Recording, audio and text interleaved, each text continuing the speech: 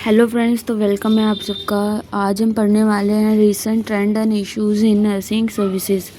तो ये है नर्सिंग मैनेजमेंट एंड लीडरशिप का एक टॉपिक, यूनिट फर्स्ट का। तो चलिए स्टार्ट करते हैं। ये बहुत ही इम्पॉर्टेंट टॉपिक है एग्ज़ाम के पॉइंट ऑफ व्यू से, तो चलिए इसको अच्छे से पढ़ेंगे, ठीक है। तो recent trend in nursing services and management. सबसे पहले हम ट्रेंड्स के बारे में देख लेते हैं। ट्रेंड्स कौन कौन से चल रहे हैं, कौन कौन से हैं रीसेंट ट्रेंड्स नर्सिंग सर्विस में, ठीक है। तो सबसे पहले आता है इंटर प्रोफेशनल कोलैबोरेशन।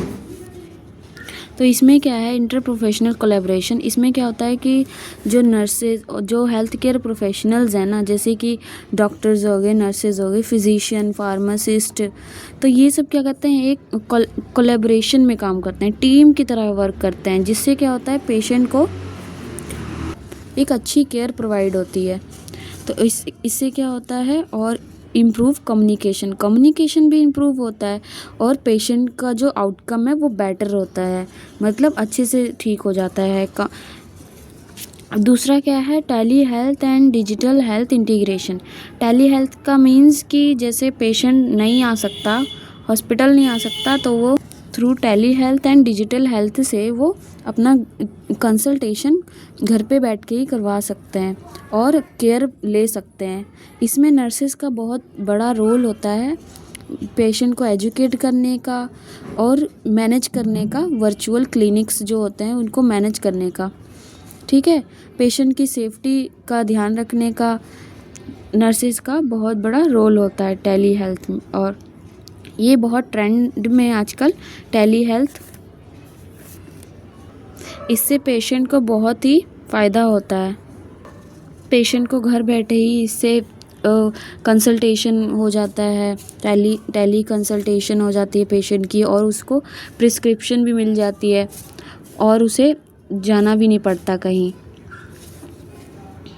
अब जो तीसरा है वो है पॉपुलेशन हेल्थ मैनेजमेंट।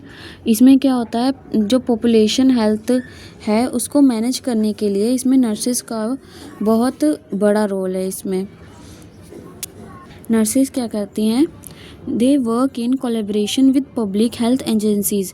जो पब्लिक हेल्थ एजेंसीज़ होती है और कम्युनिटी ऑर्गेनाइजेशंस होती हैं, उसमें कोलैब करके हेल्थ केयर मतलब प्रोवाइड करती हैं। ये किसको, पॉपुलेशन को।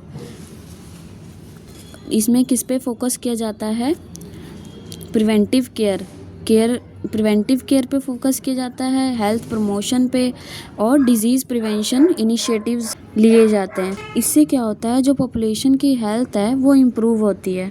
फोर्थ क्या है, पेशेंट सेंटर्ड केयर होना चाहिए। पेशेंट सेंटर्ड केयर में पेशेंट की जो नीड है, प्रेफरेंस है, वैल्यूज़ है, उसको ध्यान में रखते हुए पेशेंट को केयर प्रोवाइड किया जाता है।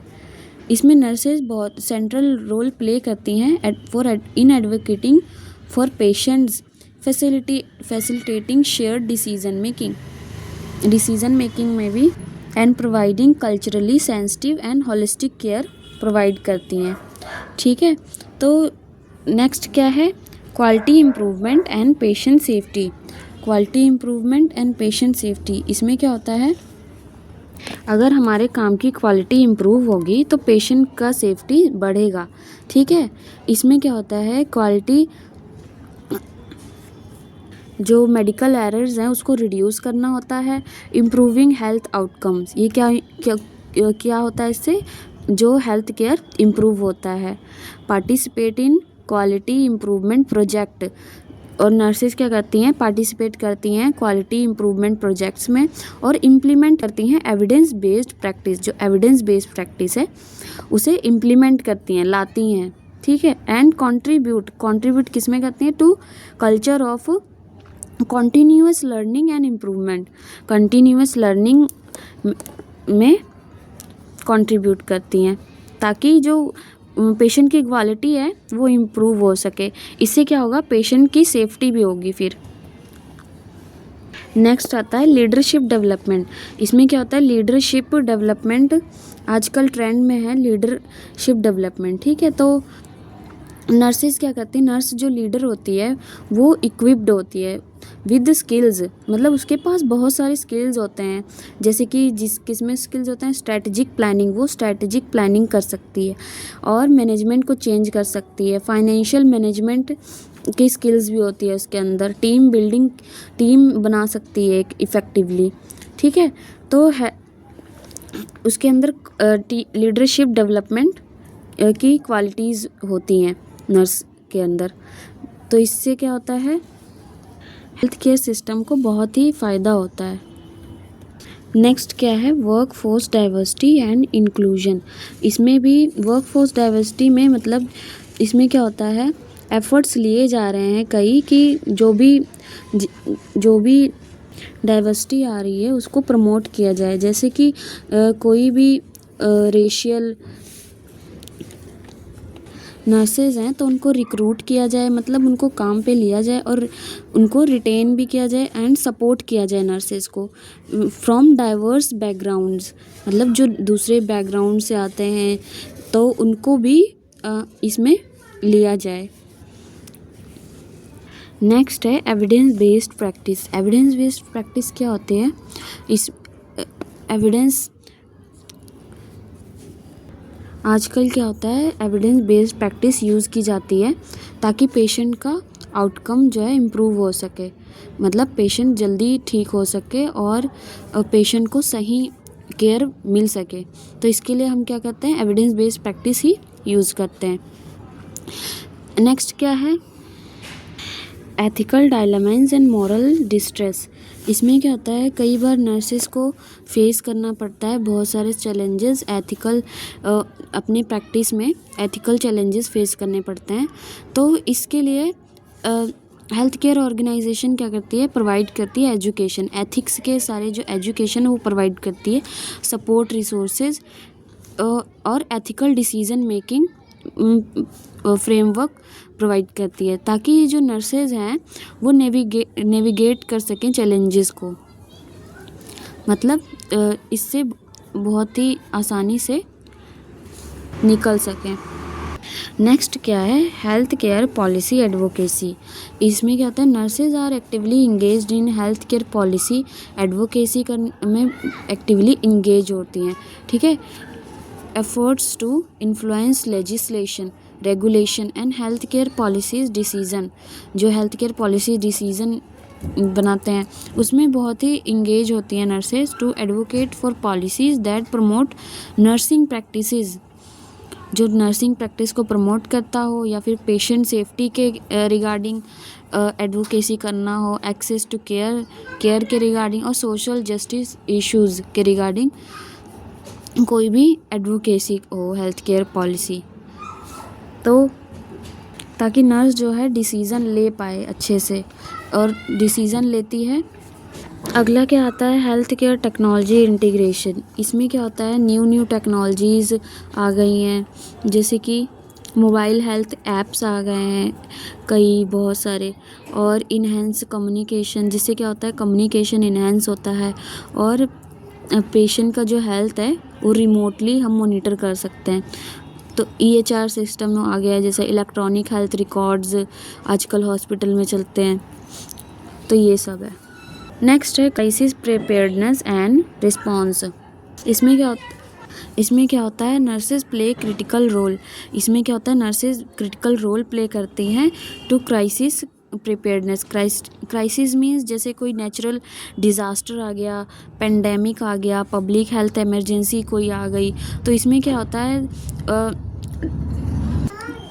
इसमें है कि नर्सेज को ट्रेंड किया जाता है ताकि वो इस सिचुएशन से निकल सकें, दूसरों को हेल्थ प्रोवाइड कर सकें, केयर प्रोवाइड कर सकें पेशेंट को जो भी।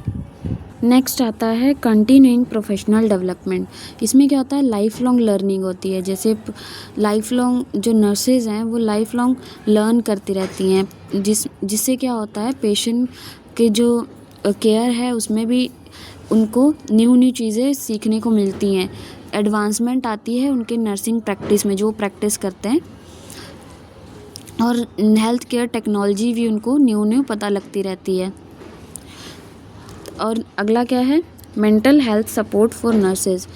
नर्सेज़ के लिए मेंटल हेल्थ सपोर्ट सिस्टम भी बनाया गया है। इससे क्या होता है, जैसे कि वर्क रिलेटेड स्ट्रेस होता है, बर्नआउट होता है, इमोशनल फटीग हो जाता है कई बार, तो इससे निकलने के लिए जो हेल्थ केयर ऑर्गेनाइजेशन है उसने कई ट्रेनिंग्स देते हैं नर्सेज़ को, ताकि नर्सेज़ का जो वेल बीइंग है वो बना रहे, मेंटेन रहे। तो ये थे ट्रेंड्स हमारे। अब हम पढ़ते हैं issues affecting nursing practice. Issues कौन कौन से हैं जो नर्सिंग प्रैक्टिस को अफेक्ट करते हैं। पहला है शॉर्टेज ऑफ नर्सेज़। आजकल कई कंट्रीज़ में हो गया जैसे शॉर्टेज रहता है नर्सेज़ का। इससे क्या होता है,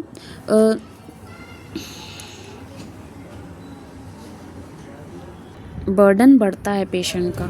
ठीक है, तो नेक्स्ट कौन सा है, heavy workload and nurse burnout. Heavy workload होता है, nurse often face heavy workload including long shift, high patient to nurse ratio. Nurse और पेशेंट का जो रेशो होना चाहिए वो हाई रहता है, जैसे पेशेंट ज़्यादा रहते हैं, नर्स कम रहते हैं, और शिफ्ट जो है बहुत लॉन्ग शिफ्ट होती है। इससे क्या होता है, वर्कलोड बढ़ता है और नर्स क्या हो जाती है, बर्न आउट हो जाती है। ठीक है, तो ये फैक्टर्स जो हैं कंट्रीब्यूट करते हैं, बर्न आउट, स्ट्रेस हो जाता है नर्स को, एंड फटीग भी हो जाता है। ठीक है, और पेशेंट की सेफ्टी में भी कॉम्प्रोमाइज़ होने लगता है फिर, और जॉब सेटिस्फेक्शन भी नहीं रह जाता है। नेक्स्ट क्या है, violence and work place safety. एक नर्स को बहुत ही ज़्यादा एक्सपीरियंस करना पड़ता है, रिस्क होता है, रिस्क ऑफ एक्सपीरियंसिंग वायलेंस के बहुत रिस्क होते हैं उनको। Aggression in the work place पे भी पेशेंट्स के रिलेटिव्स जो है कई बार अग्रेशन दिखाते हैं, तो वो नर्स को ज़्यादा रिस्क रहता है। Physical assault, verbal abuse, harassment from patients, families and colleagues उनके। तो इससे क्या होता है, सेफ वर्क एनवायरनमेंट बहुत ज़रूरी है नर्सेज़ के लिए, उनके वेल बीइंग के लिए, इफ़ेक्टिव पेशेंट केयर के लिए। नेक्स्ट क्या है, स्कोप ऑफ प्रैक्टिस रिस्ट्रिक्शन। कई जगह जो है नर्सेज़ को रिस्ट्रिक्शन होती है कि, तो इससे क्या होता है, नर्सेज़ हैं अपना स्किल यूज़ नहीं कर पाती हैं। तो इससे अगर जो स्कोप ऑफ प्रैक्टिस है वो इम्प्रूव कर दी जाए यहाँ पे, तो पेशेंट का आउटकम जो है बढ़ सकता है और उन्हें इम्प्रूव एक्सेस टू केयर भी मिल सकता है प्रैक्टिस करने को, और ऑप्टिमाइज हेल्थ रिसोर्सेज। नेक्स्ट क्या आता है, प्रोफेशनल ऑटोनॉमी एंड रिस्पेक्ट। कई बार क्या होता है, जो नर्सेज होती हैं उनको उतना रिस्पेक्ट नहीं मिलता जितना मिलना चाहिए हेल्थ केयर टीम में। ठीक है, तो इससे क्या होता है कि इसमें अगर नर्सेज़ को बहुत ही स्ट्रेंथ दिया जाए प्रोफेशनल ऑटोनॉमी में, और इन्वॉल्व किया जाए उनको डिसीज़न मेकिंग में, प्रोसेस में, तो इससे क्या होगा, कोलैबोरेटिव हेल्थ एनवायरनमेंट बना रहेगा कोलैबोरेशन से। नेक्स्ट क्या है, कंटिन्यूइंग एजुकेशन एंड ट्रेनिंग। इसमें क्या होता है, नर्सेज़ को जो नर्सिंग है वो बहुत ही फास्ट रैपिडली इवॉल्विंग फील्ड है। इसमें क्या होता है कि नर्सेज़ को हमेशा एजुकेशन और ट्रेनिंग लेते रहना चाहिए, कंटिन्यू करना चाहिए, और उन्हें हमेशा सीखते रहना चाहिए। तो इसमें उन्हें एडवांसमेंट का भी पता लगता है प्रैक्टिस में, टेक्नोलॉजी न्यू जो आती है, और एविडेंस बेस्ड केयर का भी पता लगता है। अगला क्या है, diversity and cultural competence. Diversity, इसमें क्या होता है, कई बार पेशेंट जो डाइवर्स पॉपुलेशन से आते हैं उनको care, culturally sensitive care provide करना पड़ता है, जो कि कल्चरली कॉम्पिटेंसी जो ट्रेनिंग होती है इसमें कई बार वो भी इनसफिशेंट हो जाती है, leading to disparities in care quality and patient outcome. तो एक ये इशू है। नेक्स्ट क्या है, technology integration and EHR challenges. जो EHR सिस्टम है, इलेक्ट्रॉनिक हेल्थ रिकॉर्ड, और जो टेक्नोलॉजी है वो बढ़ती जा रही है, जिससे क्या होता है, कई बार जो नर्सेज़, इससे क्या होता है, नर्सेज़ को ट्रेनिंग की ज़रूरत होती है इससे, और उनको सपोर्ट की ज़रूरत होती है जिससे वो सीख पाएँ जो इलेक्ट्रॉनिक सिस्टम है सब कुछ। तो ताकि इम्प्रूव पेशेंट केयर को इम्प्रूव किया जा सके। नेक्स्ट है ग्लोबल हेल्थ चैलेंजेस। इसमें क्या होता है, नर्सेज जो हैं वो क्रिटिकल रोल प्ले करती हैं to addressing the global health challenges including, जैसे कि इसके अंदर कौन कौन से आते हैं, infectious disease outbreaks, humanitarian crisis and disparities in access to health care. However, resources constraint, geopolitical factors,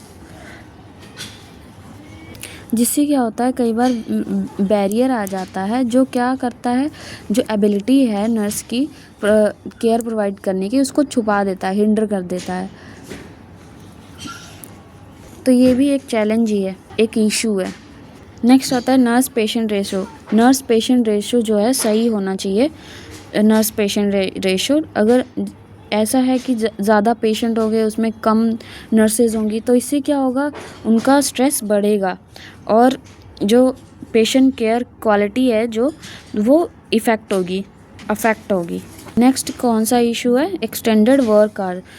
जो नर्सेज की जो एक्सटेंडेड वर्क मतलब बढ़े हुए आवर्स होते हैं, जो लॉन्ग शिफ्ट होते हैं, जो ओवर टाइम जो लगाती हैं नर्सेज, उससे क्या होता है नर्स को फटीग हो जाती है, इम्पेयर्ड हो जाता है और डिसीज़न मेकिंग नहीं कर पाती हैं वो।